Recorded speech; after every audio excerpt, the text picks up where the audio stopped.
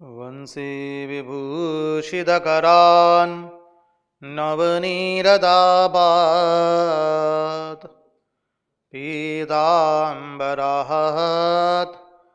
अरुणबिम्बफलादरुष्ठात् पूर्णेन्दुसुन्दरमुखात् अरविन्दनेत्रात्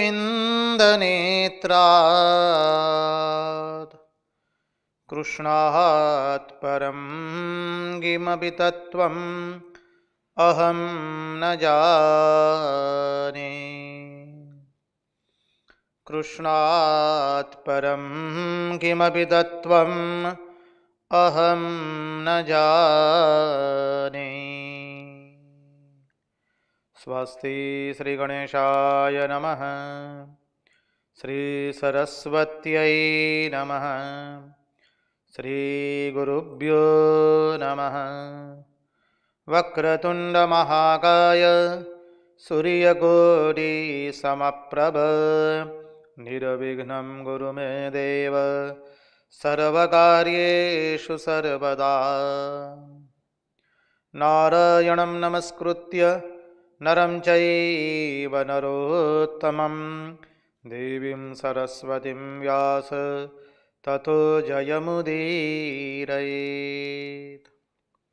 नमस्ते शारदे देवी सरस्वती मतिः प्रदे वसत्वं मम जिह्वाग्रे सर्वविद्याप्रदा भव।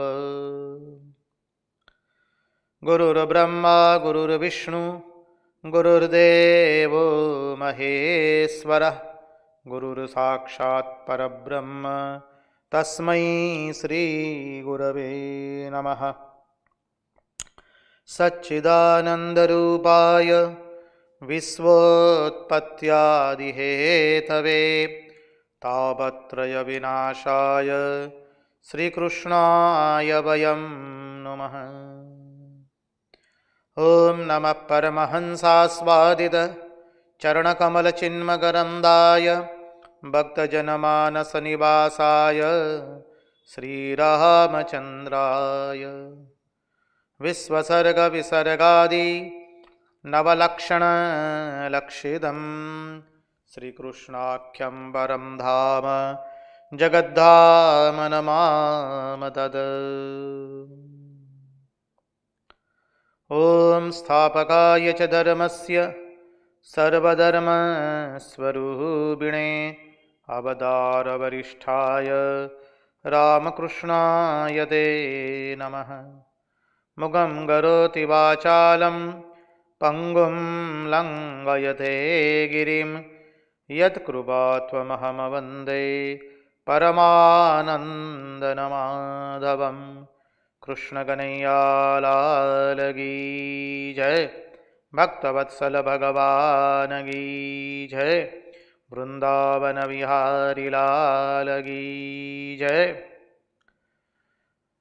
भगवान श्री राम कृष्ण देव की जय, भागवत भगवान की जय, भागवत भक्त भगवान की जय।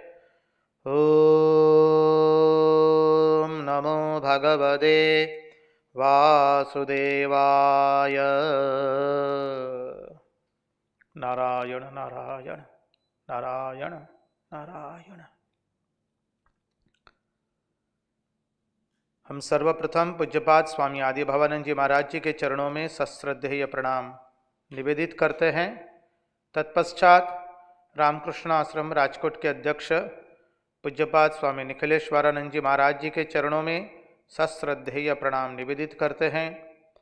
उपस्थित पूज्यपाद प्रभु सेवानंद जी महाराज एवं अन्यान्य सभी सन्यासी महात्माओं एवं विरक्तों के चरणों में सश्रद्धेय प्रणाम निवेदित करते हैं।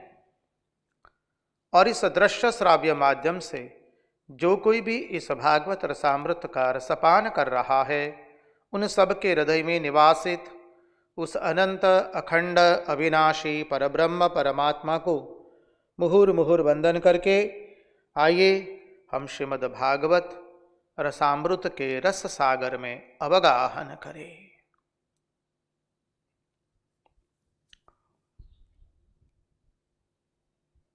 यस्वानुभावमखिलश्रुतिसारमेकम् अध्यात्मदीपमतितीतिर्षतां तमोन्धम् संसारिणां करुणयाः पुराणगुह्यं तं व्याससूनुमुपयामि गुरुं मुनीनाम्। कृष्णाय वासुदेवाय हरये परमात्मने प्रणतक्लेशनाशाय गोविन्दाय नमो नमः। नारायण नारायण नारायण नारायण।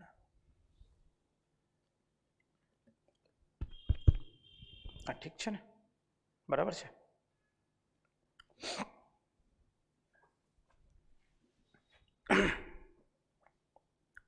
आइए तो हम परमहंस शिरोमणि भगवान सुखदेव जी महाराज के चरणारविंदों का आश्रय लेकर के श्रीमद् भागवत महापुराण के अंदर में एकादश स्कंद के अंतर्गत आत्म तत्व का चिंतन प्रारंभ करें। ये आत्म तत्व क्या है वह भगवान सुखदेव जी वर्णन कर रहे हैं। दिख रहा ऊंचू करो।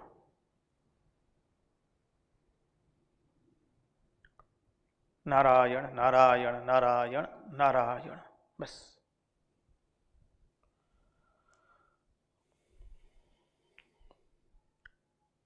कल हमने जो चिंतन किया था आत्म तत्व का, उसके अंतर्गत देखे तो आत्मा जो है वो कैसा है? विलक्षण स्थूल सूक्ष्म देहादात्मा देहादात्मा विलक्षण स्थूल सूक्ष्म देहादात्मा।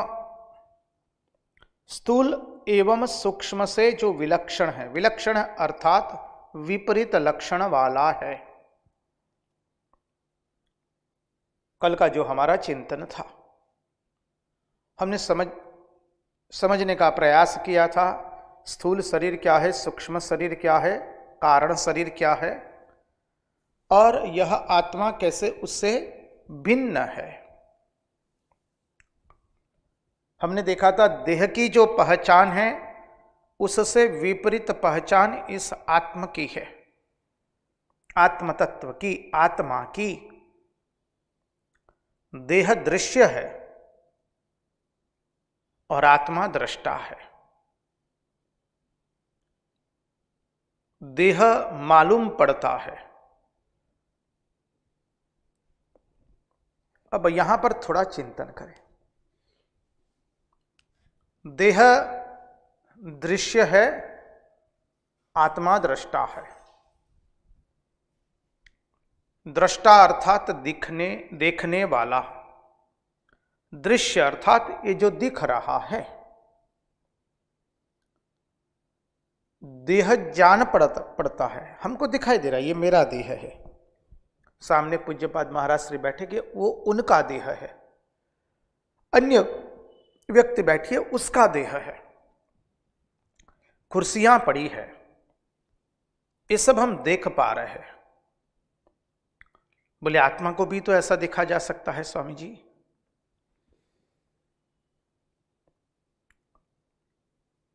सुना है आत्मा तो हृदय के भीतर में रहता है महाराज। So again your logical mind will say, let us go to the postmortem house where the dead bodies are being postmortem and try to see where the Atman is, how subtle it is. महाराज जब आत्मा देह के हृदय के भीतर में रहता है तो चला जाए महाराज जी, पोस्टमार्टम जहां पर होती है मृतदेहों का, वहां जाकर के देखे कि भाई कहां आत्मा छुपा है। जी आत्मा उस तरह से दिखता नहीं है। तो बोले कैसे? उदाहरण से समझने का प्रयास करें। देखिए, हम जो बिजली है उसको हम देख नहीं पाते हैं, बिजली का अनुभव होता है। आज से 30-40 साल 50 साल पहले की घटना ले लीजिए। कोई आदिवासी विस्तार से या गिरिजन, जिसे हम लोग गिरिजन कहते हैं, कोई गिरिजन को हम ले आए हैं शहर के अंदर में। अब गिरिजन शहर की ये लाइट, बल्ब, ये बिजली देख करके आश्चर्यचकित हो गया है। वो गृह में आया और कहता है, अच्छा ये बिजली कैसे चलती है, ये लाइट कैसे जलती है? तो बताया गया भाई कुछ वायर होता है, उसमें से वो आता है। उसको इतना समझ में नहीं आता है। बोले नहीं, हमको तो बिजली देखनी है। अब तो वो तो देख नहीं पाएगा, और बिजली को, जो विद्युत तरंग है, उसको कोई देख नहीं सकता है। हम सब लोग जानते हैं, we can't see electricity with this eyes, it's in a wave form, all of us know that. हम सब लोग जानते हैं कि विद्युत के तरंग को हम देख नहीं सकते हैं, उसका अनुभव करते हैं जब बल्ब जलता है, ट्यूबलाइट जलती है। अब वो गिरिजन जो है वो समझ नहीं पा रहा है, तो आपने क्या किया? अब उसको कैसे समझाया जाए? आपने कहा देखिए, आप जो है, जो प्लग है दिखाया, बोले आपको विद्युत तरंग देखना है ना? बोला हाँ जी। ये जो प्लग है उसमें जो छोटे छोटे मानी काने दिखाई दे रहे हैं? बोले हाँ, होल दिखाई दे रहे हैं। बस उसमें बोले अंगुली डालिए आप अपनी। अच्छा, तो उसने अंगुली डाली। उस छिद्र के अंदर में, प्लग में जो छिद्र है, उस छिद्र में अंगुली डलवाई आपने और स्विच ऑन कर दी, स्विच गिरा दी, बटन गिरा दिया। तो क्या हुआ? उसको जो जोर से झटका लगा, वो चिल्लाने लगा, अरे बाप रे, क्या कर दिया, मर गया, गोविंदा नारायणा विठ्ठला रक्षमाम रक्षमाम, पुकारने लगा। 2 घड़ी वो स्तब्ध हो गया, कुछ नहीं समझ में आ रहा है। धीरे धीरे स्वस्थ हुआ। तब आपने कहा, देखो जो तुमको अनुभव हुआ वो विद्युत तरंग का अनुभव है। आप जो विद्युत तरंग को देखना चाहते थे, वो विद्युत तरंग को कोई देख नहीं सकता है, उसका अनुभव कर सकता है। इस आत्म तत्व को इस स्थूल देह से देखा नहीं जा सकता है।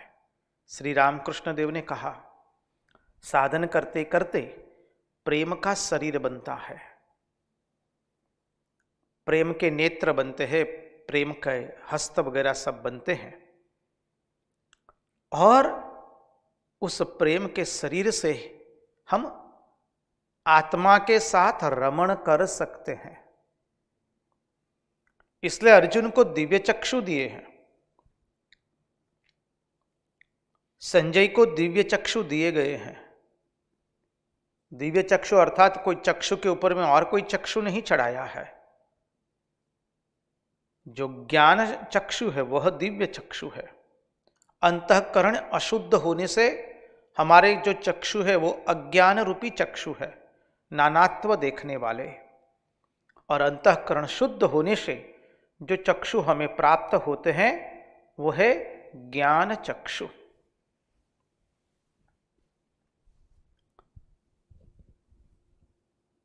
तो तात्पर्य,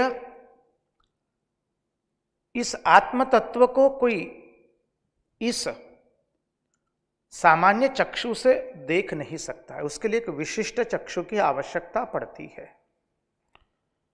वैसे ही आत्म तत्व जो है उसको हम इस तरह से देख नहीं पाते हैं। इस स्थूल चक्षु से हम देख नहीं पाएंगे। उसके लिए हमें एक विशेष चक्षु की आवश्यकता रहेगी। अब कहते हैं जो ये आत्म तत्व है वो देह से अलग रहकर, भिन्न रहकर देह को जानता है, उसका नाम आत्मा है। देह से अलग रहकर, भिन्न रह करके जो देह को जानता है। कल हमने देखा आत्मा कैसा है, स्वप्रकाश है। स्वप्रकाश अर्थात उसको किसी के प्रकाश की आवश्यकता रहती नहीं है। उतना ही नहीं, उससे सब कुछ प्रकाशित होता है। इस शरीर भी उसी से प्रकाशित हो रहा है। सूर्य, चंद्र, ग्रह, तारे, नक्षत्र, ब्रह्मांड के ब्रह्मांड उसी से प्रकाशित हो रहा है। यदि वह आत्म तत्व प्रकाशित नहीं होता तो सूर्य से हमें तेज मिलने वाला नहीं था। वह यदि आत्म तत्व प्रकाशित नहीं होता तो चंद्रमा से हमें तेज प्राप्त होने वाला नहीं था। तारे जो टिमटिमा रहे हैं वो आत्म तत्व के प्रकाशित होने के कारण, न तत्र सूर्यो भाति न चंद्र तारकम नेमा विद्युतो भान्ते कुतोऽयमग्नि तमेव भान्तम् अनुभाति सर्वं तस्य भासा सर्वमिदं विभाति। यह सिद्धांत है। अब कहते हैं जो देह से भिन्न रह करके देह को जानता है उसका नाम आत्मा है। अब तुम देह को ही देह जानने वाले हो, विचार करो। हमारा शास्त्र हमें विचार की पद्धति देता है। जरा चिंतन करो, तुम देह हो कि देह को जानने वाले हो? क्या हो? हु एम आई, मैं कौन हूं? मैं देह हूं या देह को जानने वाला हूं? देखिए, कल जो हमने चिंतन किया था, अप्रमेय, नित्य, अकर्ता, अभोक्ता, सर्वज्ञ, अनंत, ये सब आत्मा के विशेषण है।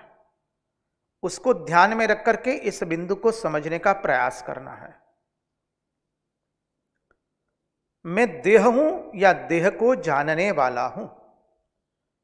हम जब 3 वर्ष के थे तब से मैं बोलने का अभ्यास हमने शुरू किया। व्यक्ति 100 वर्ष का होता है फिर भी मैं ही बोलता है। वो मैं बदलता नहीं है, शरीर बदल गया। बाल्यावस्था से तरुणावस्था, युवावस्था, प्रौढ़ावस्था, वृद्धावस्था आ गई। अब आज शरीर जाए या कल जाए वह स्थिति है, पर उसका मैं जो बोलता है वो जैसा का वैसा ही है। उस मैं को पकड़ना है। वो बदलता नहीं है। शरीर बदल गया पर मैं बदला नहीं। वो मैं कौन है उसको पकड़ना है। आचार्य समझाते हैं, विद्वान महात्मा लोग, पंडित लोग समझाते हैं, उस मैं को पकड़ो भैया, नारायण, उस मैं को पकड़ो जो मैं बदलता नहीं है। और हमारा शरीर गति कर रहा है। कैसे पता चला? कोई एक आधार है, वो आधार ऐसा है जो बदलता नहीं है। One substratum is there which is not changing, it is continuously constant. So based upon that substratum something is moving. So we are able to understand that something is moving because substratum is constant. आधार जो है वो अचल है, चल नहीं है। उस अचल आधार पर कुछ जा रहा है तो पता चलता है कि गति हो रही है। जैसे रेल की पटरी अचल है और रेल उसके पर जाती है तो पता चला रेल जा रही है। सड़क जो है वो अचल है, उसके पर से आपका द्विचक्री, 4 चक्रीय वाहन या बस कुछ भी गुजरता है तो पता चलता है कि हम गति कर रहे हैं, क्योंकि सड़क जो है वो अचल है। उसी तरह से शरीर जो गति कर रहा है, कैसे पता चला? हमको पता चला, हम कभी 3 वर्ष के थे, कभी 3 सेकंड के, 3 घंटे के, 1 दिन के, 100 दिन के, 1 वर्ष के, 30 वर्ष के बने, 45 वर्ष के हो गए, 50 के होंगे कुछ दिन के बाद, फिर 90 के बनेंगे, 100 के बनेंगे। जो जितना जिए, शरीर गति कर रहा है। पता कैसे चला? शरीर के भीतर में कुछ एक अचल तत्व है, उसी के कारण पता चला ये शरीर गति कर रहा है। इसलिए कहते हैं आप तनिक चिंतन कीजिए। शास्त्र कहता है, मां श्रुति भगवती हमें समझाती है, ओ मानव तुम थोड़ा चिंतन करो, तुम कौन हो? तुम देह हो या देह को जानने वाले हो? चिंतन करो। दूसरी बात बताई श्लोक में, स्वदृक् माने स्वयं प्रकाश है। स्वयं प्रकाश का अर्थ हमने देखा, जिसको और किसी से प्रकाश लेने की आवश्यकता नहीं पड़ती है और जो सबको प्रकाशित करता है। उदाहरण के रूप में देखें तो ये सभागार के अंदर में जो लाइट जल रही है, इस सभागार का जो बिजली है वो कहां से आती है? आप कहेंगे महाराज जी सभागार का जो मीटर होगा वहां से आएगी। अच्छा, मीटर माली में बिजली कहां से आई? बोले महाराज यहां पर कोई सबस्टेशन होगा बिजली का। बहुत अच्छा, सबस्टेशन में बिजली कहां से आई? महाराज वो तो ग्रिड से आती है जी। अब ग्रिड में कहां से आई? बोले पावर हाउस में से आई। पावर हाउस में से कहां से आई? महाराज बिजली का निर्माण किया गया। तो पावर हाउस की जो बिजली को ले ले तो वो पावर हाउस ठप हो गया तो सारे राज्य का बिजली, सारे राज्य की बिजली ठप हो जाएगी। उसी तरह से ये आत्मा स्वयं प्रकाश है। पावर हाउस को किसी से बिजली लेनी नहीं पड़ती है। उदाहरण की मर्यादा है, फिर भी जितने जगत के उदाहरण हम लेंगे सबकी मर्यादा रहेगी, लेकिन उस तत्व को समझने के लिए हम लोग जागतिक एवं व्यावहारिक उदाहरण का आश्रय लेते हैं। इसलिए यहां पर अब बिजली का उदाहरण लेने का हम प्रयास करते हैं। तो जो पावर हाउस है उसको किसी से बिजली लेनी नहीं पड़ती, वो स्वयं प्रकाश है। उतना ही नहीं, वो पूरे राजकोट शहर को प्रकाशित करता है, पूरे गुजरात की प्रकाशित करता है बिजली से। उसी तरह से ये जो आत्मा है वो केवल एक नगर, एक प्रांत, एक देश या एक खंड या एक भूभाग उसको प्रकाशित नहीं करता है। ब्रह्मांड के ब्रह्मांड को वही प्रकाशित करता है। ग्रह, नक्षत्र, तारे, पृथ्वी, चंद्र, सूर्य, सबको। अब इसलिए आगे कहते हैं कि वो कैसा है? स्वदृक् है, अर्थात अपने आप को भी जानता है और शरीर को भी जानता है।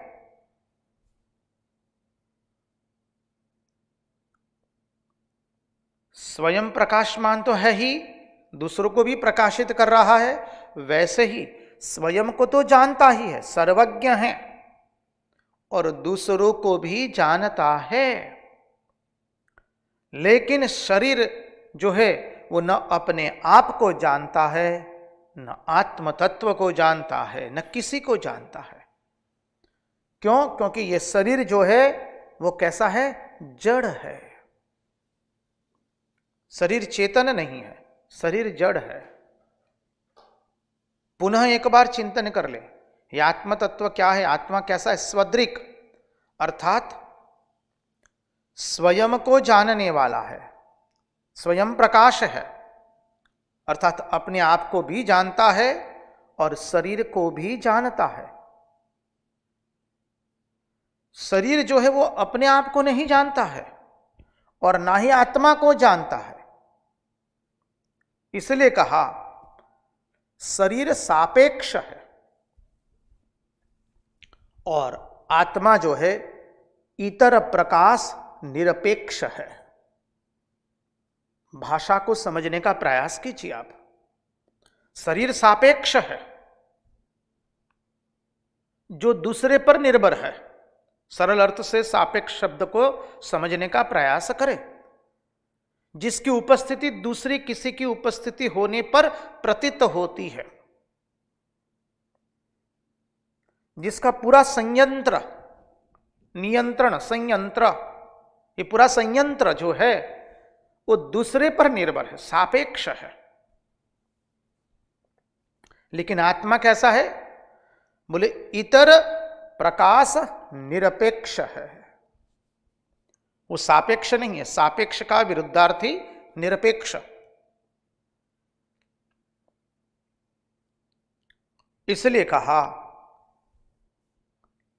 कि आत्म तत्व तीनों शरीर से विलक्षण है, अर्थात विपरीत है। कृपा करके ध्यान से श्रवण किया जाए। सिद्धांत को मन में बिठाने का प्रयास कीजिए और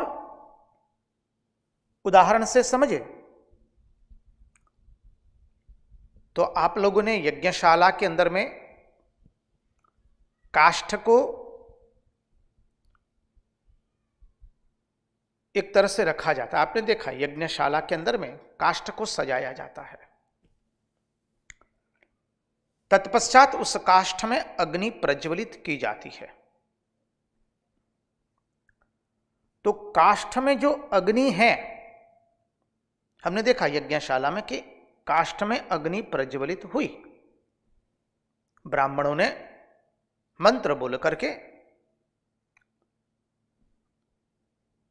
अग्नि प्रज्वलित की। आरुणी बोलते हैं, समधि नाम की लकड़ी होती है।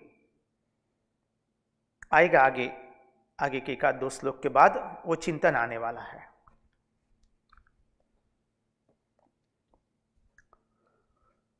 तो काष्ठ के अंदर में अग्नि प्रज्वलित होती है। अब देखिए, काष्ठ में अग्नि प्रज्वलित हुई तो अग्नि जो है वो काष्ठ से अलग है कि एक है? प्रश्न कीजिए। कृपा करके इस उदाहरण को हमें अपना मुख्य उदाहरण बनाना है आत्म तत्व को समझने के लिए। ये उदाहरण हमारी नींव रहेगी आत्म तत्व को समझने के लिए।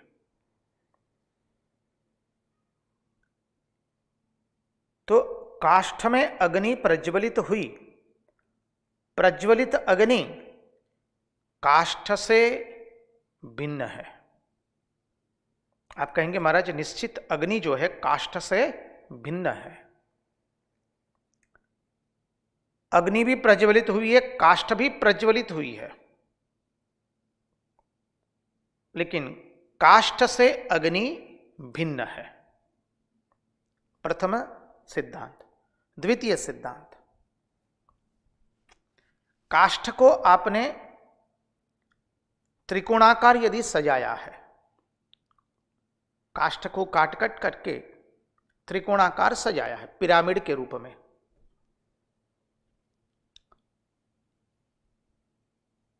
तो अग्नि जिस काष्ठ में प्रज्वलित हुई है, क्या वह अग्नि काष्ठ के आकार की होती है? बोले हां, काष्ठ यदि त्रिकोणाकार का है तो अग्नि भी त्रिकोणाकार की दिखती है। तो क्या आप कह सकते कि अग्नि का आकार त्रिकोण है?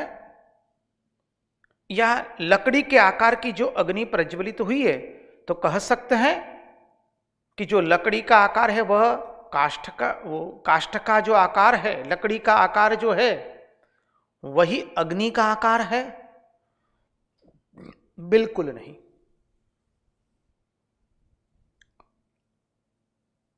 जो काष्ठ का आकार है अर्थात लकड़ी का आकार है, उस आकार की अग्नि नहीं होती है, वो तो दिखती है। द्वितीय सिद्धांत।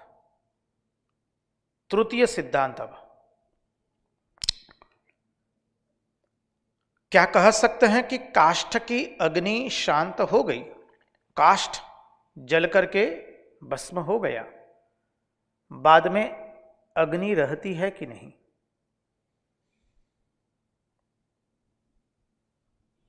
आप कहेंगे महाराज अग्नि अवश्य रहती है। कोई गिरिजन आया, उसने कहा कैसे कहते, अभी तो अग्नि नहीं दिखाई दे रही है। आपने उसे समझाया, या छोटे बालक ने कहा मम्मी मामा अग्नि तो नहीं दिखाई दे रही है, कैसे कह रही हो कि अग्नि है? मां कहती है बेटा अग्नि तो है ही प्रज्वलित, वो तो तत्व है, पंच महाभूत, आकाश वायु अग्नि जल एवं पृथ्वी। तो दो लकड़ी को, दो काष्ठ को एक दूसरे से घर्षण करवाया तो अग्नि प्रज्वलित हुई, अर्थात अग्नि पहले विद्यमान थी, कुछ समय के लिए दिखाई दे रही है, और बाद में जो अग्नि लकड़ी को, काष्ठ को आधार बना करके प्रकट हुई थी, वो अग्नि शांत हो गई, लेकिन मुख्य अग्नि शांत नहीं हुई है, वो तो थी ही, वो थी इसलिए काष्ठ में अग्नि प्रज्वलित हुई है। ये सिद्धांत मुख्य है। हम पुनः एक बार उसका चिंतन कर ले। प्रथम सिद्धांत है काष्ठ में अग्नि प्रज्वलित हुई है तो अग्नि काष्ठ से भिन्न है। द्वितीय,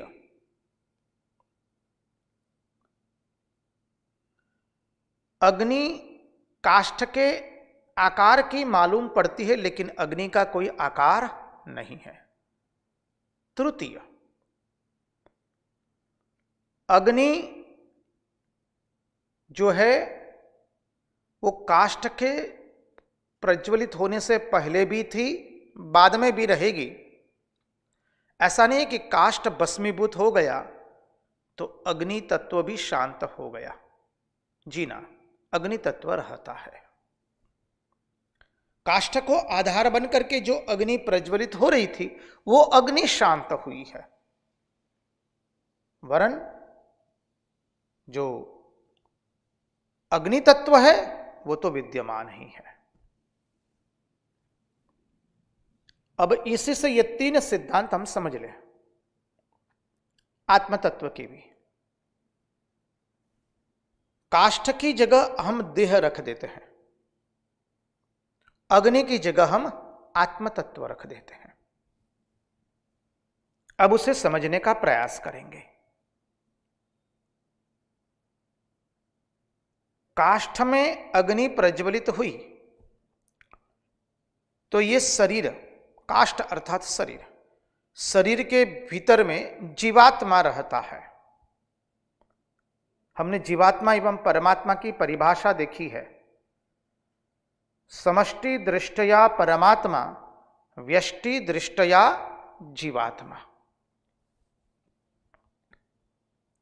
ये जो देह है उसके भीतर में जो जीवात्मा है वो देह से भिन्न है। जैसे काष्ठ में जो अग्नि प्रज्वलित हुई है वो अग्नि काष्ठ से भिन्न है, उसी प्रकार इस देह के अंदर में, देह के भीतर में जो जीवात्मा है या आत्मा है वो देह से भिन्न है। जीवात्मा कहिए या आत्मा कहिए, एक ही बात है। द्वितीय सिद्धांत,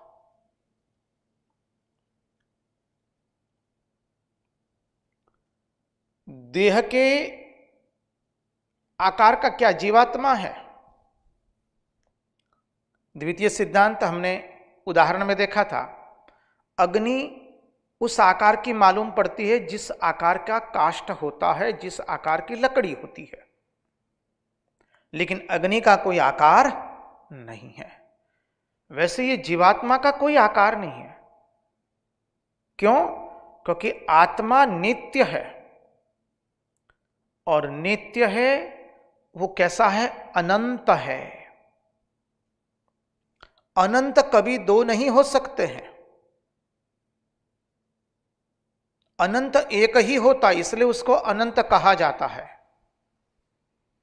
अब आप कहेंगे महाराज हम तो गणित शास्त्र के विद्यार्थी है, उसमें तो हम कहते हैं कि भी there are many infinities. I am sorry to tell you, we are not studying mathematics, we are studying philosophy.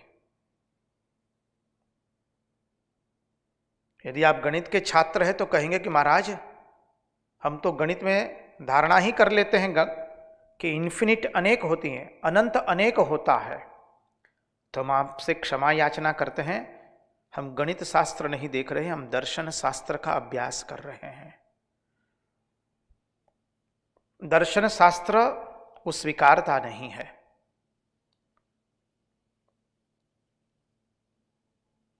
तो आत्मा एक है, अर्थात आत्मा अनंत है। अनंत कभी दो नहीं हो सकते, अनंत एक ही होता है। और वह अनंत भिन्न भिन्न जगह पर होता है, मानी भिन्न भिन्न जगह पर होता है, अर्थात मानी यहां है वहां है नहीं, ऐसा नहीं है। अत्र तत्र सर्वत्र है। ऐसा एक भी जगह खाली नहीं है जहां पर वो अनंत न हो। लेकिन कई बार वह अनंत हमको भिन्न भिन्न आकार का प्रतीत होता है, भासित होता है। उदाहरण के रूप में देखें तो ये जो सभागार है, तो सभागार का जो आकाश है अर्थात अवकाश है, वो बाहर के अवकाश से भिन्न है। घटाकाश एवं पटाकाश, घट का आकाश एवं पट का आकाश। घट के भीतर में जो आकाश है उसको घटाकाश कहेंगे, घट के बाहर में जो आकाश है उसको पटाकाश कहेंगे। तो क्या घटाकाश एवं पटाकाश भिन्न है? कतई नहीं। आकाश तो एक ही था। घट को तोड़ दीजिए तो घटाकाश का विलय पटाकाश में हो गया। वैसे ही ये सभागार 50 वर्ष पूर्व नहीं था, तब यहां आकाश ही था। अभी अभी कुछ वर्ष पूर्व, 10-15 वर्ष पूर्व जैसे इस सभागार का निर्माण हुआ, तो इस सभागार का आकाश प्रतीत होता है, भासित होता है जैसे पटाकाश से अलग है। भविष्य में कभी भी ये सभागार ध्वंस करके कुछ बनाया जाएगा, तब क्या होगा? ये सभागार के आकाश का पटाकाश के अंदर में विलय हो जाएगा। तो घटाकाश पटाकाश दो भिन्न भिन्न नहीं है, एक ही है। वैसे ही इस शरीर में रहने वाला आत्मा अन्य शरीर से भिन्न नहीं है, एक ही है। अत्र तत्र जो सर्वत्र दिखाई देता है उससे भिन्न नहीं है, एक ही है। इस शरीर में रहने के कारण ऐसा प्रतीत होता है कि जैसे जीवात्मा परमात्मा से अलग है। व्यष्टि दृष्टया जीवात्मा, समष्टि दृष्टया परमात्मा। परमात्मा जीवात्मा, परम जोड़ आत्मा बराबर परमात्मा, जीव जोड़ आत्मा बराबर जीवात्मा। परम और जीव ये दोनों विशेषण हैं आत्मा के लिए। तो परम शब्द कब लगा? जब समष्टि की बात करते हैं तो परम शब्द लगा, इसलिए बना परमात्मा। और जब व्यष्टि की बात करते हैं तो जीव लगा विशेषण, इसलिए कहते जीवात्मा।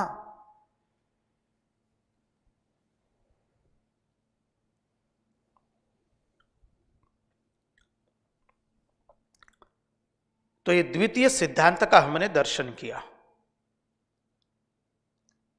तृतीय सिद्धांत, काष्ठ में अग्नि प्रज्वलित हुई, उसके पहले अग्नि थी? जी महाराज, अग्नि तो अवश्य ही थी। काष्ठ भस्मीभूत हो गया तो क्या अग्नि भस्मीभूत हो गई? महाराज जी कतई नहीं, अग्नि तो रही है। उसी तरह से इस शरीर नहीं था तब भी आत्मा था। इस 3.5 हाथ का शरीर नहीं था तब भी आत्मा था। इस 3.5 हाथ का शरीर कुछ वर्ष बाद चला जाएगा तब भी आत्मा रहेगा। ये 3 सिद्धांत हमें अपने मन में बैठाने पड़ेंगे। उसी सिद्धांत के अनुसार हमारे भगवान श्री कृष्ण पूर्ण पुरुषोत्तम श्री कृष्ण चंद्र कहते हैं,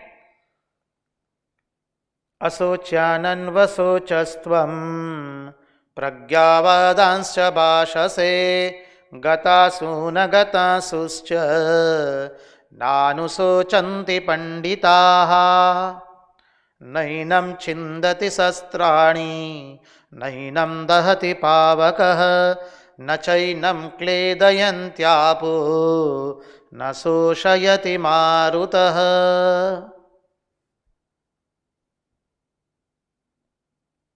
अर्जुन का रथ जब दोनों सेनाओं के मध्य में रख दिया गया, अर्जुन ने जब पितामह भीष्म के दर्शन किए,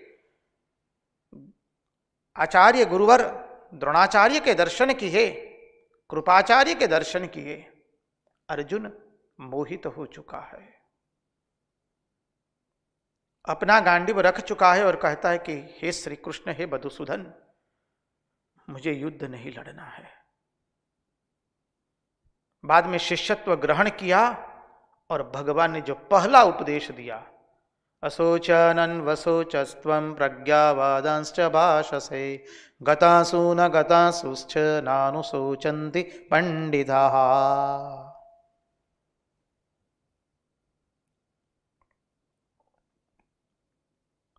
पंडित लोग आने वाले और जाने वाले लोगों के लिए शोक नहीं करते हैं। वो अर्जुन जिसके लिए शोक नहीं करना चाहिए उसके लिए तुम व्यर्थ में शोक कर रहे हो। ये शरीर जो है वो तो आने जाने वाला है। अब हमने अभी जो चिंतन किया था, मैं कौन हूं? देहधारी हूं, मानी अर्थात सरल अर्थ से देखे तो मैं देह हूं या देह को जानने वाला हूं? तो उत्तर मिलेगा कि मैं देह को जानने वाला हूं, मैं देह नहीं हूं।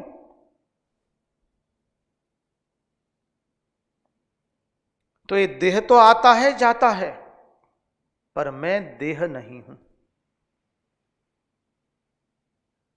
वही सिद्धांत यहां पर, उसी सिद्धांत से भगवान श्री कृष्ण समझा रहे हैं, असोचानन वसोचस्त्वं प्रज्ञावादांश्च भाषसे गतासु न गतांसुश्च नानुशोचन्ति पंडिताः नैनं छिन्दति शस्त्राणि नैनं दहति पावक न चैनं क्लेदयन्त्यापो न शोषयति मारुतः। अस्त्र मुझे काट नहीं सकता, अग्नि मुझे जला नहीं सकती, जल मुझे डुबा नहीं सकता है, वायु मुझे सुखा नहीं सकती है, क्योंकि मैं आत्मस्वरूप हूं। आत्मा को कोई काट नहीं सकता है। आप कहेंगे कि भाई ये सभागार में जो अवकाश है उसको काटा जाए, काट सकते हैं क्या? बिल्कुल नहीं। आप कहेंगे महाराज इस सभागार में और एक छोटा सा सभागार बना देते हैं, ठीक है बना दीजिए, लेकिन अवकाश को आपने काट नहीं पाए हैं।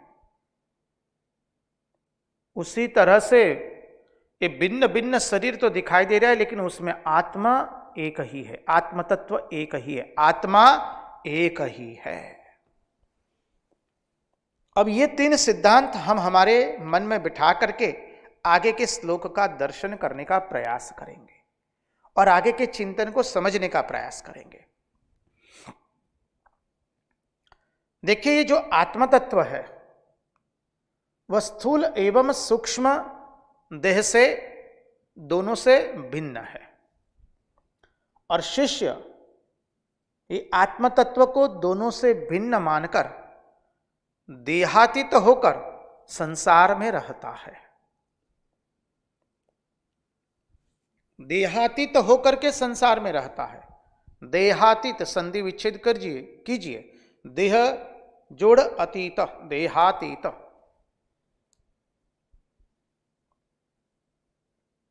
देह से परे उठकर दोनों देह की क्रिया अर्थात स्थूल देह एवं सूक्ष्म देह की क्रिया करते समय दोनों देह से स्वयं का भिन्नत्व जीव को अनुभव होता है। जीव अनुभव कर पा रहा है, हम सब लोग अनुभव कर रहे हैं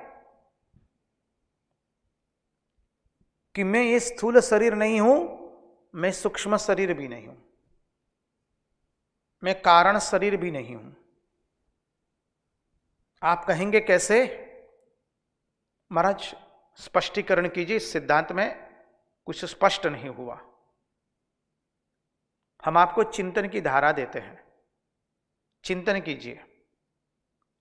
यही हमारा मनीराम, मनीराम अर्थात मन, महात्मा लोगों की भाषा है। यह हमारा मन जो है जब सुषुप्ति में चला जाता है तब कुछ पता नहीं चलता है। तब वो क्या है? बोले वो कारण शरीर है। कुछ पता नहीं चल रहा है, आप सुषुप्ति में हैं एकदम, और ऐसा आप सो गए हैं सुषुप्ति में, आपको धीरे से कोई एक जगह से उठा करके दूसरी जगह रख दे रहा है आपकी खटिया के साथ में, तो भी पता चलता नहीं है।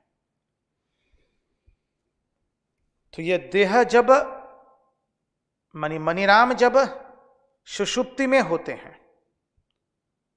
तब उस अवस्था का नाम है कारण शरीर।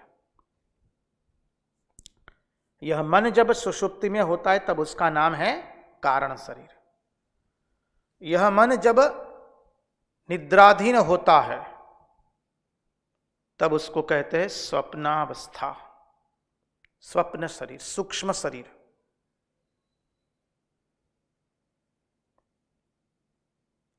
जब हम निद्राधीन हुए तो मन जब निद्राधीन होता है तब हम उसे सूक्ष्म शरीर कहते हैं, और वही मन जब जागृत अवस्था में कार्य कर रहा है तब उसे हम स्थूल शरीर कहते हैं। तो हम जानते हैं कि हम स्थूल शरीर एवं सूक्ष्म शरीर से भिन्न हैं। कैसे जाने महाराज? अरे सुषुप्ति में तो हम ही चले जाते हैं, और जब हम सुषुप्ति में चले जाते हैं तब ना तो हम स्थूल शरीर है ना ही सूक्ष्म शरीर है।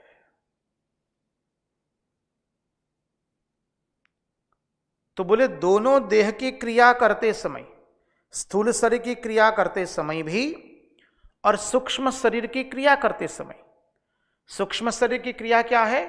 हम स्वप्न जो देख रहे हैं, हमारे अपने तेज से हम स्वप्न देखते हैं, नगर के नगर बना देते हैं, देश के देश बना देते हैं, ब्रह्मांड के ब्रह्मांडों का हम निर्माण कर देते हैं एक क्षण के अंदर में, और एक क्षण में विलय भी कर देते हैं जी। किसी ने चिल्लाया अपने नाम से, ओ राम जी उठो, ओ राम जी उठो। हाँ उठे। अब वो राम जी क्या कर रहे थे? अरे कोई देश के राजा बनकर के किसी दूसरे राज्य पर चढ़ाई कर रहे थे। अब आंख खुली तो कुछ नहीं, तो सूक्ष्म शरीर से भिन्न हो गए। स्थूल शरीर से भिन्न है, जब सूक्ष्म शरीर में चले जाते हैं तो स्थूल शरीर से भिन्न हो गए भाई।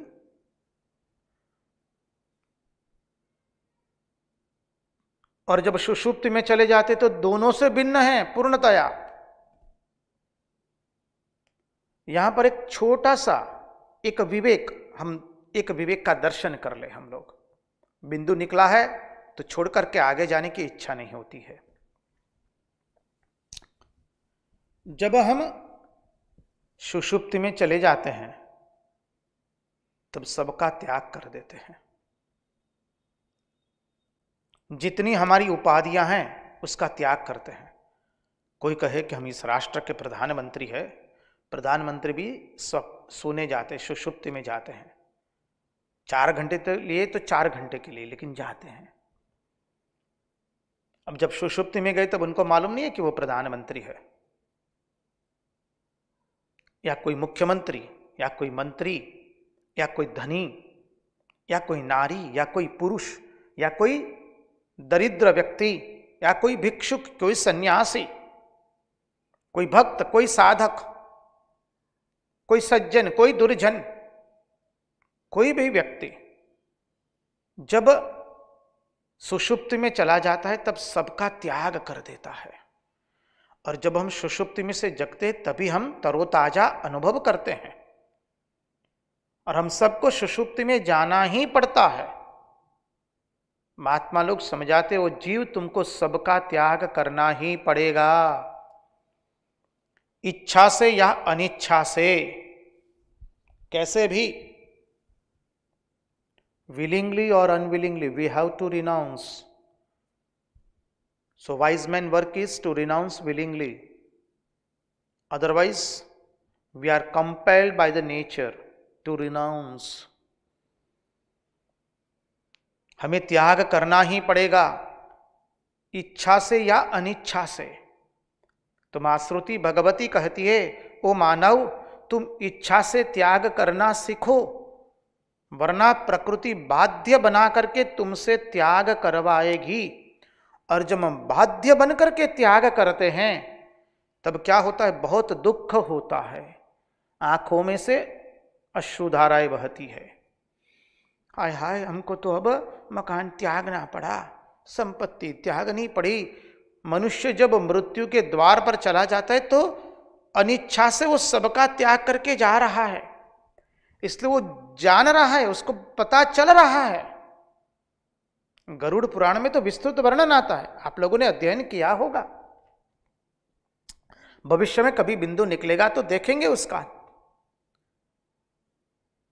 व्यक्ति समझ रहा है कि अब मेरी जो चेतना है वो धरती से अलग हो गई, धीरे धीरे उसके प्राण जा रहे हैं, उस सबको इकट्ठा करना चाहते हैं और चाह रहा है कि सब मुझे पकड़े। और रोते रोते तड़पते तड़पते जाता है वासना वाला व्यक्ति, वासना वाला जीव। और संत महापुरुष भक्त विरक्त जिसने अपने आत्मतत्व को जान लिया है, वह आनंद से स्वेच्छा से अपने शरीर का त्याग करता है।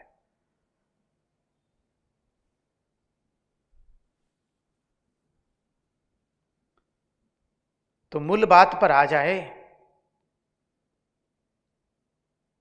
आत्मतत्व की मूल बात। कहीं मूल बिंदु से हम थोड़ा विषयांतर ज्यादा ना हो जाए। तो स्थूल, सूक्ष्म एवं कारण शरीर, ये तीनों शरीर से ये हमारा आत्म तत्व भिन्न है। आत्मा जो है तीनों शरीर से भिन्न है और उसका हम अनुभव कर रहे हैं। और व्यावहारिक उदाहरण से हम समझे, हम क्या कहते हैं, अजी देखो ना हमारा हाथ टूट गया, अजी देखिए हमारा पांव टूट गया। गुजराती में कही छे ने, मारो हाथ तूटी गयो, मारो पग तूटी गयो। पण आपणे कोई एवं नहीं बोलता कि हूं टूटी गयो। हम लोग बोलते हैं हमारा हाथ टूट गया, हमारा पांव टूट गया, लेकिन हम कोई ऐसा नहीं कहते कि मैं टूट गया। थोड़ा बोलने के जो व्यवहार के शब्द है उसके पर थोड़ा हम ध्यान केंद्रित करें। मेरा पांव टूटा, मेरा हाथ टूटा, ऐसा हम बोलते हैं। मैं टूटा हूं ऐसा कोई कहता नहीं है। अर्थात हम जानते हैं, हमारे अचेतन मन में हम जानते हैं कि मैं पांव नहीं हूं, मैं हाथ नहीं हूं। फिर भी हम इसी शरीर को, अब शरीर मानिए सब आ गया, पंच ज्ञानेन्द्रिया, पंच कर्मेंद्रिया, मन बुद्धि चित्त अहंकार, सब इसी शरीर को हम मैं मानते हैं। क्यों मैं मानते हैं? भ्रांति के कारण, अज्ञान के कारण।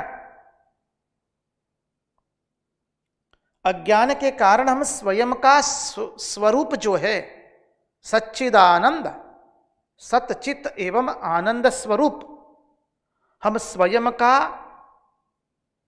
स्वस्वरूप भूल गए हैं अज्ञान के कारण। व्यवहार की भाषा में भी हम बोलते हैं कि भाई मेरा हाथ टूट गया नारायण, मेरा पांव टूट गया, मेरी जांघ टूट गई, देखो ना। लेकिन मैं टूट गया वो हम नहीं कहते हैं। बोले महाराज हम व्यवहार में जानते हैं, लेकिन हमारा व्यवहार में तो बोल देते हैं और व्यवहार में जान भी जाते हैं थोड़ा चिंतन करने पर कि हम स्थूल शरीर नहीं है, फिर भी हम क्यों अपने आप को ये देह ही मानते हैं? अज्ञान के कारण, भ्रांति के कारण। तो बोले देह दृश्य है और जो जो दृश्य है वो सब जड़ है। इदम तो शरीरम कौन्तेय क्षेत्र मित्यभिधीयते, जिस जिसके आगे इदम लगा वो सब क्या है? दृश्य है। तो देह दृश्य है, जड़ है। आत्मा कैसा है? स्वयं प्रकाश है, स्वप्रकाश है। दृश्य जो है दृष्टा से सदैव भिन्न ही होता है। दृष्टा हमारा आत्मा है, दृश्य शरीर है, ये जगत है। तो दृश्य दृष्टा से सदैव भिन्न ही होता है। दृष्टा दृश्य नहीं है, दृश्य दृष्टा नहीं है, सीधा सिद्धांत। A is equal to B, B is equal to A. आप अपनी गणित शास्त्र के भाषा में उसको पुरवार कीजिए, वो आपकी तकलीफ। नारायण। आगे चले, कहते जड़ देह को चेतन देने वाला भी देह से भिन्न ही होना चाहिए। ये जड़ देह है, उसको चेतन देने वाला आत्मा, वो भी इस जड़ से भिन्न ही होना चाहिए। यही आत्मा की विलक्षणता है। इसलिए कहा कि आत्मा पंच ज्ञानेन्द्रियां, पंच कर्मेंद्रियां, मन बुद्धि चित्त अहंकार उससे भी भिन्न है। चिंतन कीजिए, 8 वर्ष का बालक दाक्षिणात्य देश से, दक्षिण देश से पहली बार उत्तर देश में आया है। 8 वर्ष का बालक है, नर्मदा तट पर आया है अपने गुरु के पास। गुरु ने प्रश्न किया, तुम कौन हो? और उस भगवत स्वरूप भगवत पाद 8 वर्ष की उम्र में कहते हैं, मनोबुद्धि अहंकार चित्तानि नाहं, न च श्रोत्र जिह्वे न च घ्राण नेत्रे, न च व्योम भूमिर न तेजो न वायु, चिदानंद रूपः शिवोऽहं शिवोऽहं, चिदानंद रूपः शिवोऽहं शिवोऽहं। मैं मन नहीं हूं, बुद्धि नहीं हूं, चित्त नहीं हूं, अहंकार नहीं हूं। मनोबुद्धि अहंकार चित्तानि नाहं, न च श्रोत्र जिह्वे न च घ्राण नेत्रे। मैं श्रोत्र नहीं हूं, घ्राण नहीं हूं। न च श्रोत्र जिह्वे, मैं जिह्वा नहीं हूं। न च घ्राण नेत्रे, मैं नेत्र भी नहीं हूं। न च श्रोत्र जिह्वे न च घ्राण नेत्रे, न च व्योम भूमिर्न तेजो न वायु। न मैं भूमि हूं, न तेज हूं, न वायु हूं। मैं कौन हूं? चिदानंद रूपः शिवोऽहं शिवोऽहं। मैं सत चित और आनंद हूं। चिदानंद, चित्त आनंद, अर्थात मैं सत चित्त आनंद हूं। यही बात कह रहे हैं। जड़ देह को चेतन देने वाला भी देह से भिन्न ही होना चाहिए, और यह आत्मा की विलक्षणता है। आत्मा मन नहीं है, बुद्धि नहीं है, चित्त नहीं है, अहंकार नहीं है। आत्मा पंच ज्ञानेन्द्रियां नहीं है, पंच कर्मेंद्रियां नहीं है। तो बोलिए आत्मा है कौन? बोलिए आत्मा सच्चिदानंद है, सत चित एवं आनंद। उसका विस्तृत अर्थ हम प्राय भागवत के प्रथम दिन से सुन के आ रहे हैं। विगत 195 दिनों से हम उसका श्रवण दर्शन कर रहे हैं। सत है अर्थात पूर्व में था, वर्तमान में है। चित्त है अर्थात ज्ञान स्वरूप है। आनंद है अर्थात वो आनंद स्वरूप है। सत चित्त और आनंद, ये अद्भुत आत्मा का स्वरूप है। बोले वह मैं हूं। अब दूसरे एक चारवाक नाम के व्यक्ति हो गए, उन्होंने एक दर्शन दिया है। उस दर्शन के अंतर्गत वो क्या कहते हैं उसका श्रवण करेंगे, तत्पश्चात आगे के चिंतन में प्रयास करेंगे। और वो श्रवण करने के लिए थोड़ा हम पहले भजन का रसास्वादन ले ले, तत्पश्चात चारवाक क्या कहते हैं उसका दर्शन करेंगे। महाराज जी,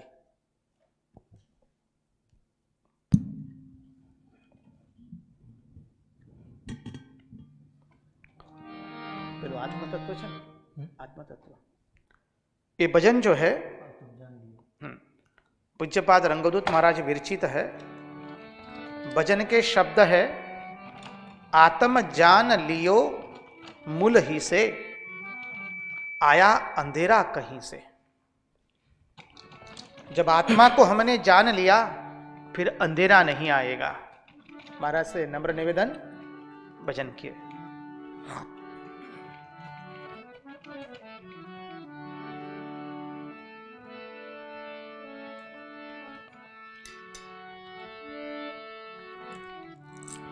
आत्म जान लियो मूल ही से, आत्म जान लियो मूल ही से, आया अंधेरा कहीं से, आया अंधेरा कहीं से, आत्म जान लियो मूल से, आत्म जान लियो मूल से, आया अंधेरा कहीं से, आत्म जान लियो मूल ही से।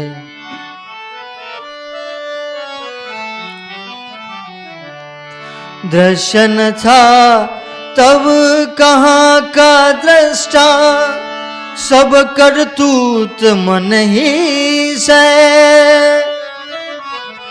दृश्य न था तब कहाँ का दृष्टा, सब करतूत मन ही से।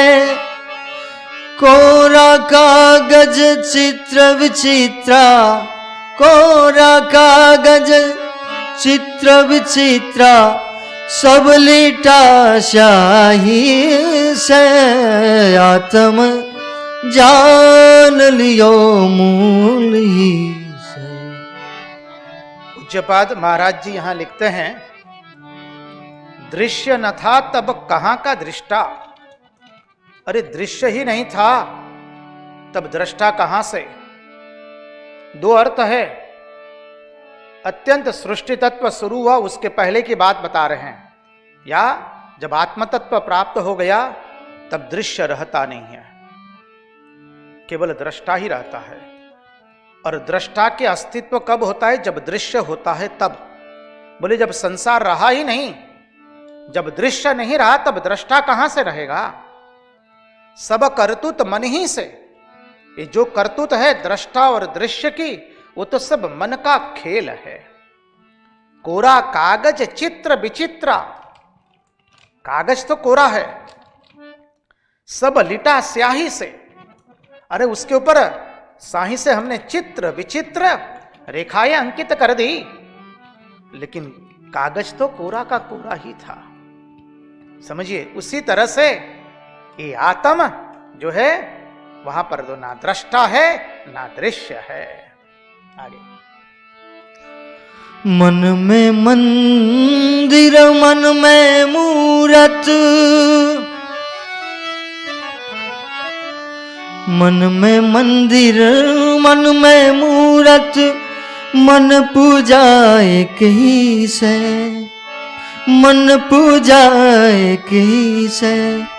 मन में काबा मन में काशी, मन में काबा मन में काशी, भेद दुही मन ही से। आत्म जान लियो मूल ही से, आत्म जान लियो मूल ही से। बोले मन में ही मंदिर है, मन में ही प्रतिमा जी है, विग्रह है। ये जो जगत जो दिखाई दे रहा है वो हमको मन के कारण दिखाई दे रहा है।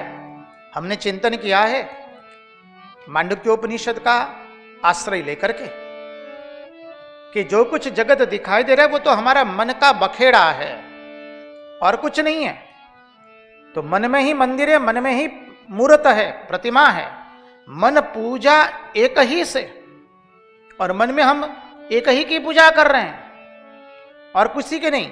मन में काबा मन में काशी, भेद दुही मन ही से। अरे मन में ही काबा है, मन में ही काशी है। ये जो भेद है वो कहां से आया? भेद दो का भेद आया कहां से?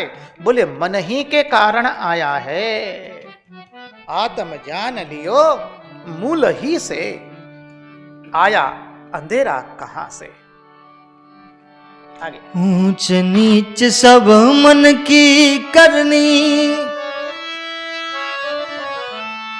ऊंच नीच सब, ऊंच नीच सब मन की करनी। आत्म दूर यहीं से, आत्म दूर यहीं से। संग विहीना सदा निसंगा, संग विहीना सदा निसंगा। दिखे भास भाव ही से, आत्म जान लियो मूल ही से, आत्म जान लियो मूल ही से। पूज्य महाराज श्री कहते हैं ऊंच नीच सब मन की करनी।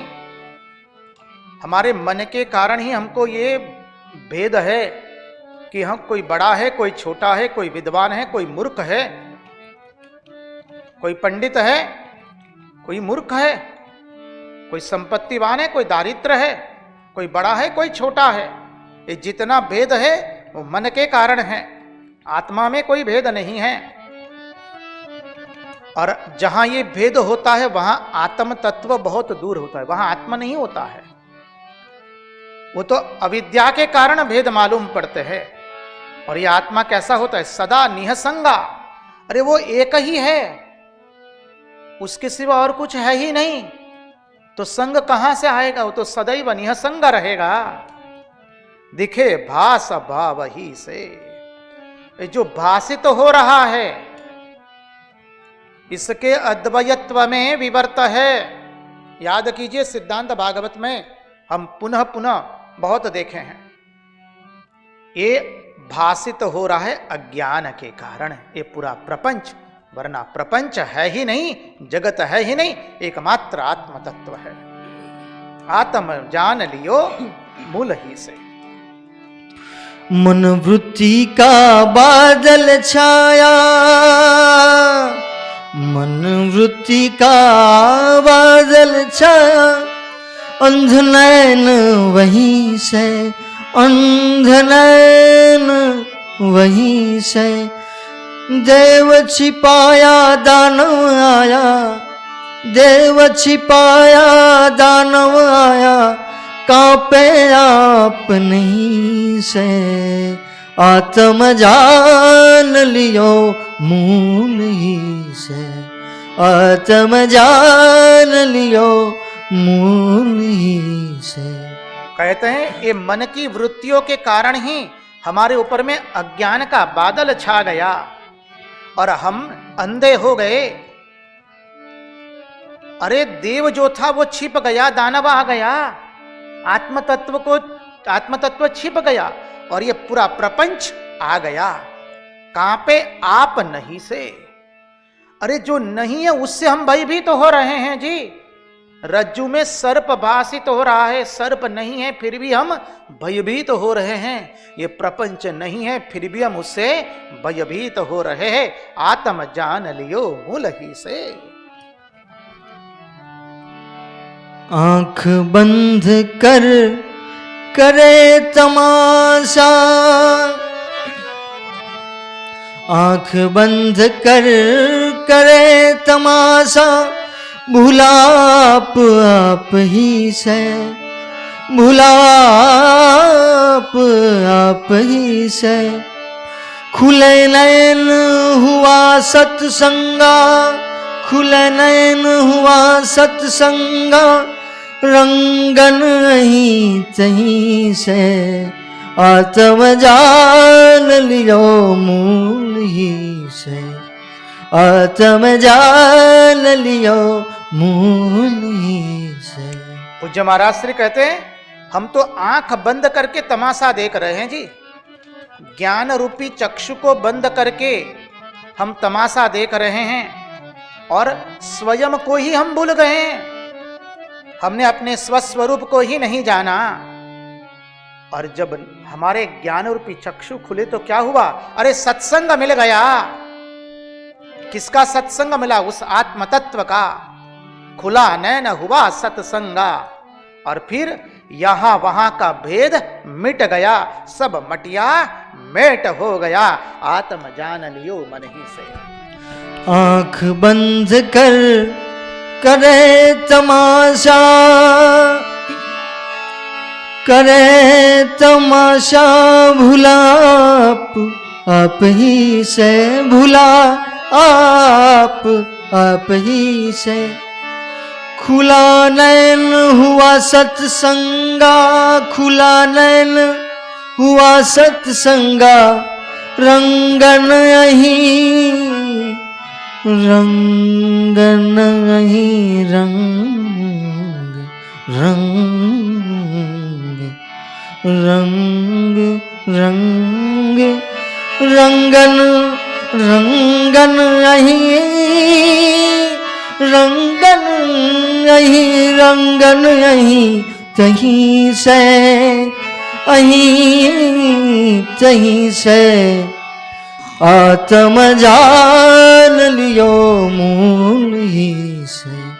आया अंधेरा कहीं से, आत्म जान लियो, आत्म जान लियो मूल ही से, मूल ही से, मूल ही से। कृष्ण कन्हैया लाल की जय। चलिए अब हम आत्म तत्व का ही दर्शन कर रहे हैं। भजन में भी निरंतर हमने आत्म तत्व का अद्भुत दर्शन किया। देखिए ये भजन जो है ऐसे महापुरुष के द्वारा रचित किया गया है जिसके ऊपर कुछ बोलना असंभव है। वाणी जहां मुक हो जाती है, अब कोई उसे भगवान कहे, कोई संत कहे, कोई महापुरुष कहे, जिसको जो कहना है वो कह दे, लेकिन वो कौन है हम जान नहीं सकते हैं। ये आत्मानुभूति के शब्द है। कोई कवि की कल्पना नहीं है या पांडित्य के शब्द नहीं है। तो हम चले हमारे तत्वार्थ में। जब ये आत्म तत्व का हम चिंतन कर रहे हैं तो हम आपको थोड़ा और किंचित मात्र में थोड़ा गूढ़ार्थ में जाने का प्रयास करें। हम आशा करते हैं आपको उब नहीं आई होगी, आपका मन बोझ नहीं बन गया होगा अभी तक, क्योंकि दर्शन शास्त्र है, यहां थोड़ी बुद्धि को खटाना ही पड़ेगा और करना ही पड़ेगा। हम शास्त्र अध्ययन कर रहे, हम कोई मौज मजा करने नहीं आए हैं। हम मां श्रुति भगवती की गोद में बैठ करके ये अध्ययन कर रहे हैं। मेहनत करेंगे, नहीं समझ में आवेगा तो 4 बार श्रवण करेंगे। यह नहीं सुनेंगे तो क्या विषयों की बातें सुनेंगे? कतई नहीं हो सकता है।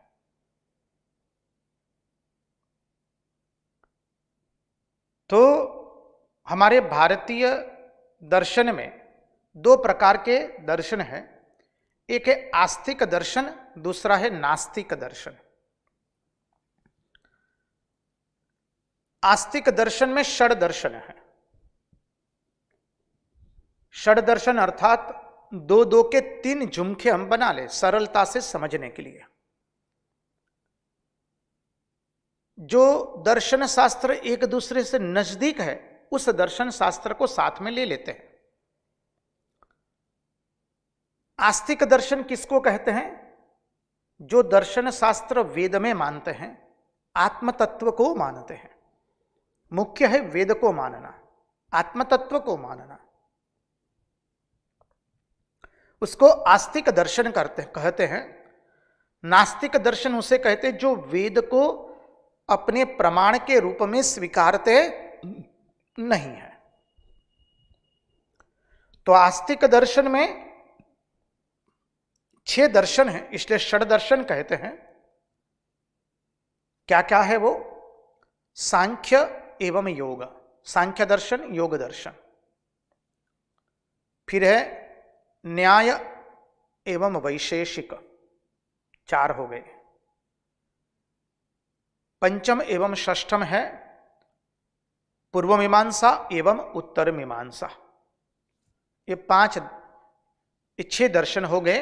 षड दर्शन, 3 झुमके बनाए 2-2 के, इस तरह से आस्तिक दर्शन पूर्ण हुआ। अब नास्तिक दर्शन देखें। नास्तिक दर्शन किसे कहते हैं? जो वेद को प्रमाण के रूप में नहीं मानते हैं। वो क्या है? तो चार्वाक, द्वितीय बौद्ध, तृतीय जैन दर्शन। अब ये जो चार्वाक है उसने क्या कहा?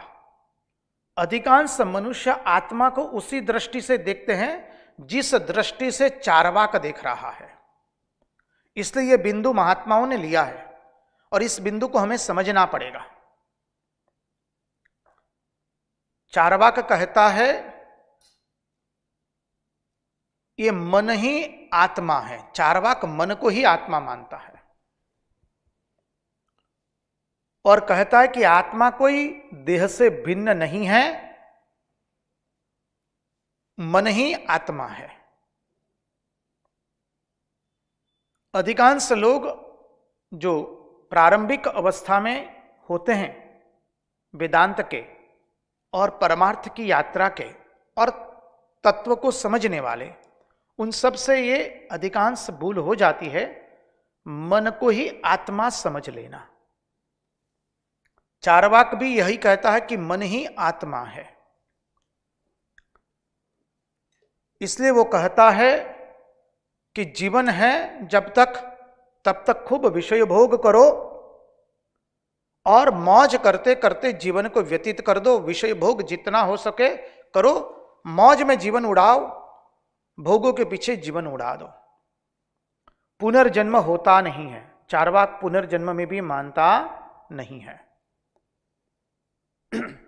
समाज में लोग कहते हैं ना, महाराज ये सब छोड़े, ये परमार्थ की क्या यात्रा करने की, क्यों भगवान के बारे में जानने का, क्या आत्म तत्व के बारे में जानने का, किसको मालूम स्वामी जी है कि नहीं। So better is whatever is in front of us, let us enjoy it and die. वो चार्वाक के अनुयायी है। महाराज किसको मालूम भगवान है कि नहीं, आत्मा है कि नहीं, उसको जानना पड़ेगा, उसके लिए साधन करना पड़ेगा। अरे रे रामा गोविंदा नारायणा विठ्ठला, ये बहुत बहुत तकलीफ वाला काम है। स्वामी जी ये संसार हमारे सामने है, भोग हमारे सामने हैं, क्यों ना हम इसको भुगतते, कस के भुगते, और भोग करते करते हम मर जाएंगे, बस काम खत्म हो गया। स्वामी जी काहे को ये सब लप्पन छप्पन में पड़ने का, आत्मा है कि नहीं, भगवान है कि नहीं, फिर ये षड दर्शन के चक्कर में पड़े, ये श्रुतियां क्या कहती है। स्वामी जी नहीं होगा। For us whatever we are perceiving, whatever we are able to see, we think that that is the best and let us enjoy it and die. Charvaka दर्शन के अनुयायी है वो। चार्वाक भी यही कहता है, इसलिए कहते हैं ना अपने यहां बचपन से सुन के आए हैं, ऋणम कृत्वा घृतम पिबेत। चार्वाक कहता है ऋण करके भी घी पीना चाहिए। समझिए, ऋण करके भी घी पियो, अर्थात क्या है, कैसे भी करके अपने भोगों को प्राप्त करो और भोग भोगते मर जाओ तुम, क्योंकि पुनर्जन्म नाम की कोई चीज नहीं होती है। अब उसके पर थोड़ा चिंतन करेंगे तो ये हमारा बिंदु एकदम साफ हो जाएगा कि मन आत्मा नहीं है। इसलिए हमने ये बिंदु लिया है इच्छा करके। देखिए मन 11वीं इंद्रियां हैं, पंच ज्ञानेन्द्रिया पंच कर्मेंद्रिया, 11वां मन हो गया। और ये इंद्रियां कैसी है, जड़ है, और जड़ है इसलिए वो आत्मा नहीं है। मन भी इंद्रियां है, वो जड़ है। हमने देखा कैसे वो जड़ है। तो देखिए नेत्र जो है वो फोटो खींचते हैं, छवि खींच ली और उस छवि को हमारे मस्तिष्क की धमनियों के द्वारा वो मन को भेजता है, मन बुद्धि को भेजता है, बुद्धि चित्त को भेजता है, और चित्त के नीचे क्या बैठा है, आत्मा। वो आत्मा के प्रकाश से सब कुछ प्रकाशित हो रहा है। दूसरे अर्थ में देखना है, समझने का प्रयास करें। जब ये शरीर चला जाता है तो जीवात्मा इस शरीर का त्याग करके चला गया, बाद में सब इंद्रियां ठप हो जाती है। इसलिए प्रतीत हुआ कि ये मन जो है वो जड़ है। हमने कल उसका विस्तृत दर्शन किया था स्वामी विवेकानंद के ज्ञान योग से, उसकी संगति लगा लीजिए तो समझने में बहुत आसान हो जाएगा कि मन जड़ है, क्योंकि मन आत्मा की शक्ति के कारण ही चलता है। संक्षिप्त में कहे तो जगत में जो कुछ है वो सब कुछ जड़ ही है। केवल आत्मा के प्रकाश के कारण ही सब कुछ चेतन है। संसार में मन का चातुर्य दिखता है हमको, मन बड़ा चतुर है, चातुर्य दिखता है, पर वह उसका चातुर्य नहीं है मन का, वो उसका अपना स्वयं का चातुर्य नहीं है। वो चातुर्य का प्रकाश मन चातुर्य का प्रकाश आत्मा से प्राप्त करता है। आत्मा प्रकाशित हो रहा है, परिणाम स्वरूप मन कार्य कर रहा है। जैसे आपने गैस पर, गैस का जो चूल्हा है उसके ऊपर सब्जी रख दी है, अब सब्जी पक रही है, गैस को बंद कर देंगे, चूल्हे को बंद कर देंगे तो क्या हो जाएगा, बस सब्जी पकने वाली नहीं है, दूध उबलने वाला नहीं है, जल गर्म होने वाला नहीं है, रसोई बनने वाली नहीं है। जो कुछ है वो चूल्हे की अग्नि के कारण है। उसी तरह से ये आत्मा के कारण ही सब कुछ प्रकाशित हो रहा है। महात्मा लोग उदाहरण से समझाते हैं, हम समझने का प्रयास करें। शस्त्र के एक ही आघात से लोहा टूट जाता है। लोहा का टुकड़ा है, उसको शस्त्र का प्रहार किया, उसके ऊपर में आघात किया तो लोहे का टुकड़ा टूट गया। अब आप कहेंगे ये तो शस्त्र का बल है। बोले जी ना, ये शस्त्र का बल नहीं है। तो बोले किसका है? बोले शस्त्र धारण करने वाला जो शूरवीर है उसका बल है। शस्त्र के एक आघात से लोहा टूट गया, उसका अर्थ यह नहीं कि शस्त्र का बल है। उस शस्त्र को जो धारण करने वाला शूरवीर था उसका बल उसने उस शस्त्र पर आरोपित किया, परिणाम स्वरूप टूट गया लोहा का टुकड़ा। आप कहेंगे महाराज अब तो यांत्रिक युग आ गया, अब तो यंत्र ही तोड़ देते। अरे नारायण, यंत्र क्या अपने आप बना है? यंत्र को बनाने वाला तो मानव ही है ना। बस सिद्धांत प्रतिपादित हो गया है। द्वितीय सिद्धांत से देखिए, द्वितीय उदाहरण से। लोहा अग्नि के संग से लाल होकर के उसमें से ज्वाला निकलती है। अग्नि के संग में आया, पिघलने लगा, लाल हुआ, उसमें से ज्वाला निकलती है। वह बल लोहे का नहीं है। पिघल गया, उसमें ज्वाला निकली, उसमें वो तो अग्नि का है। अग्नि के संपर्क में आने से लोहा लाल हुआ, पिघला और उसमें से ज्वाला निकल रही है। ठीक उसी तरह से चैतन्य लोहे के जैसे इस जड़ मन में प्रकाशित होकर उसके पास से क्रिया करवाता है। चैतन्य अर्थात आत्मा, परम चैतन्य, चैतन्य परम चैतन्य जो कहना है कह लीजिए, आत्मा कह लीजिए। वह आत्मा क्या है? लोहे के सदृश जो जड़ है हमारा मन, उसको प्रकाशित, उसमें प्रकाशित होकर के उसके पास से क्रिया करवाता है। मन जो है वो चैतन्य नहीं है, मन जड़ है, मन इंद्रियां है। सूर्य के किरण का संयोग होने से सूर्यकांत मणि में अग्नि उत्पन्न होती है। सूर्यकांत मणि आप लोग जानते हैं। तो अग्नि के बोले सूर्य के किरण का संयोग होने से सूर्यकांत मणि में अग्नि उत्पन्न होती है।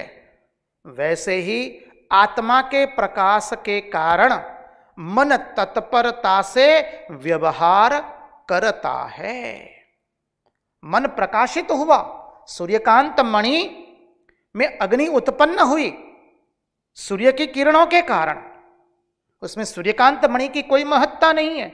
वैसे ही आत्मा के प्रकाश के कारण ये मन व्यवहार करता है, प्रकाशित करता है।